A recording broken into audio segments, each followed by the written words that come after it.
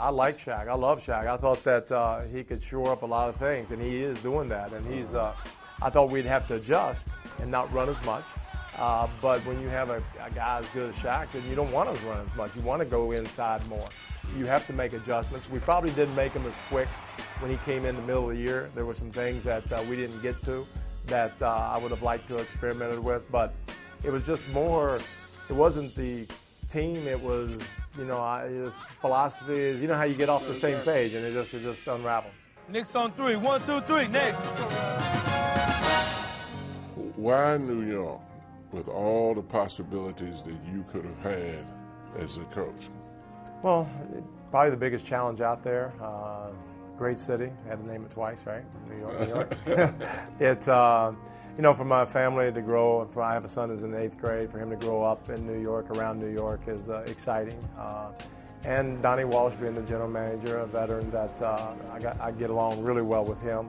And it was just seemed like a good fit. We're trying to clear salaries and get room under the cap. That's our grand plan, you know, in 2 or 3 years. But I think we can be competitive. We can be exciting. I think we work to try to get the playoffs, and I will be disappointed that if we don't make the playoffs. But I know it could be a possibility. But that's what we're fighting for. Let me ask you about Stephon. A little bit is politics and money and all that, and you have to take that into where we're going. We're going on a different road. So I went out and got Chris Duhon as the point guard for the next 2, 3, 4, 10 years, I hope.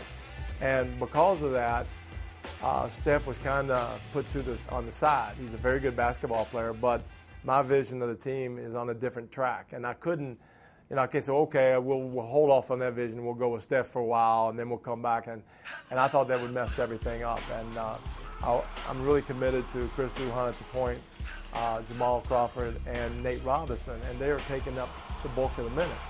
Steph is the type of player you either give him the team or a big part of the team or nothing. And it wasn't fair to him to play him just spot minutes. What did you see, Mike, as your biggest challenge when you from the outside looked in to New York's and New York's history and New York's present players? What went through your mind as its biggest challenge for you? I think, you know, getting these players, one, out of bad habits that over the years, you know, if you lose and you get into some bad habits, and get them to be able to play, every possession, and not just take possessions off. Because once you're down 20 most of the games or you're losing, it's easy to, oh, that doesn't matter, and you get in those losing habits. That's one. And the second thing is just build these guys up and get their confidence to a level where, hey, you know what, we're pretty good. And keep their confidence at that level, even if the crowd is booing, or even if the papers are on you, or even if, you know, it looks bad. We got to stay together as a unit.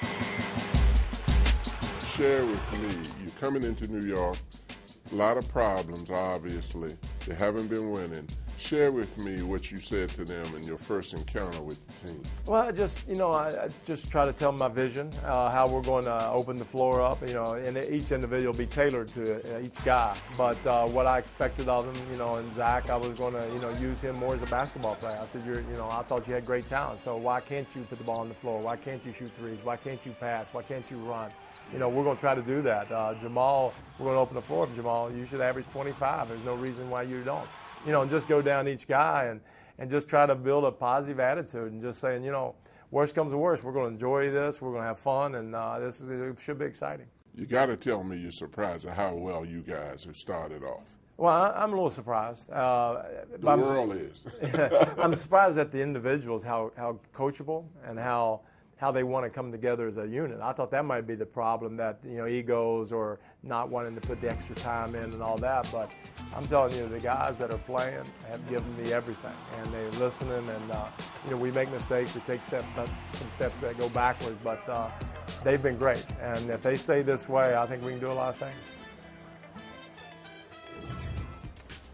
All right, so Mike D'Antoni, you see the last 2 seasons with the New York Knicks ranks the last 2 seasons, and what you're looking at now, yeah, they're the highest scoring team in the NBA. They're also number 30 in points allowed, and off to a 6-5 start. How long until the New York Knicks are a playoff team, Charles?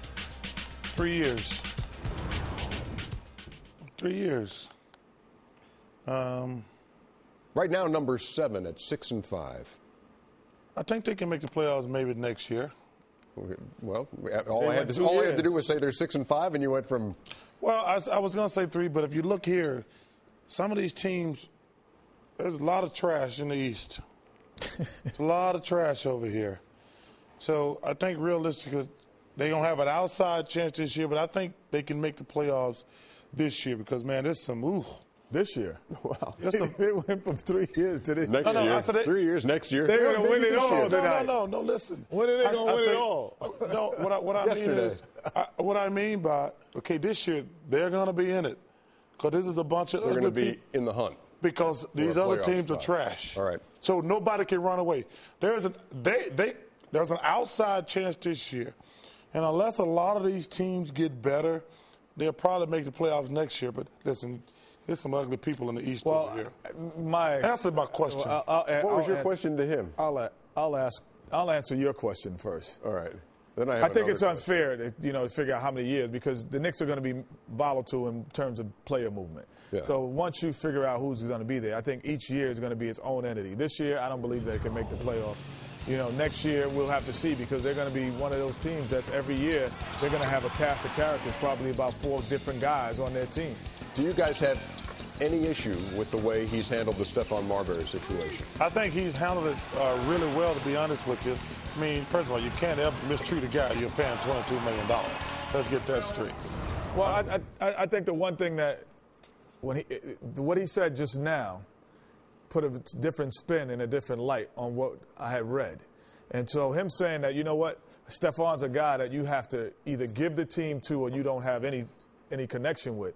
Now I understand what it means. That makes a lot of sense. Well, he's always said he's too talented a player just to give little minutes to. Well, first of all, that's bull. Come on. You were close. You were right on the really edge of it right there. You don't think on that team he's too talented to play spot minutes?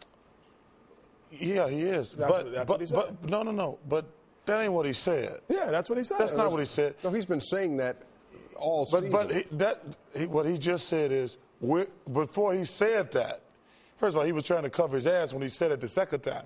What he said when he first started, hey, we're going in a different direction. Yeah, and he doesn't fit in. Steph is not in their plans. I appreciate his honesty and candidness, but then he tried to cover it later. He said, well, Steph too good a player. First of all, if he was too good a damn player, he'd play him. But what he should have said is what he said. He said it honestly the first time. Hey, Stephon Marbury is not in our plans, and I don't want any distraction. And I got no problem with that. No, and he's stuck, and he's stuck by that. I think, like I said, the one thing I'm going to go by what he said, and maybe I'm not going to read into anything else.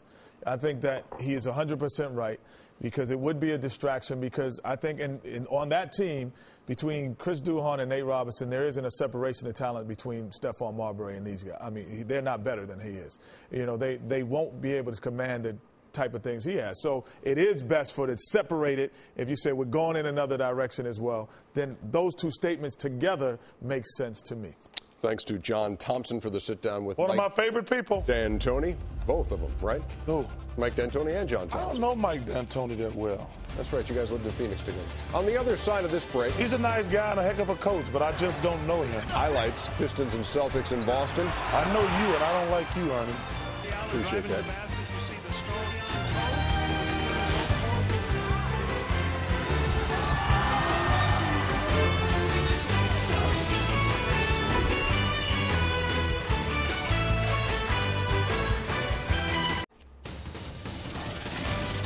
We welcome you back to Inside the NBA, presented by Hyundai. Check out TNT Overtime. All of our announcers are on there, and you can get their takes on. Well, for instance, Kenny and Charles talking about LeBron James and all the talk about where he might wind up 2 seasons from now. You can see that on TNT Overtime on NBA.com. Let's take a look at game 1 of our doubleheader tonight. Detroit Pistons, Boston Celtics. And it started out well enough for Allen Iverson and company because they jumped out on him 13-2. Here's the 2 by Kevin Garnett. Well, the one thing that happened is the second unit for Boston Celtics came in the game. Scalabrine came in, started hitting shots. Eddie House came in and started hitting shots. Tony Allen came in and started making plays like he did here. And what's name started throwing it to the other team? Yeah, that also hurts. But there's Eddie House now.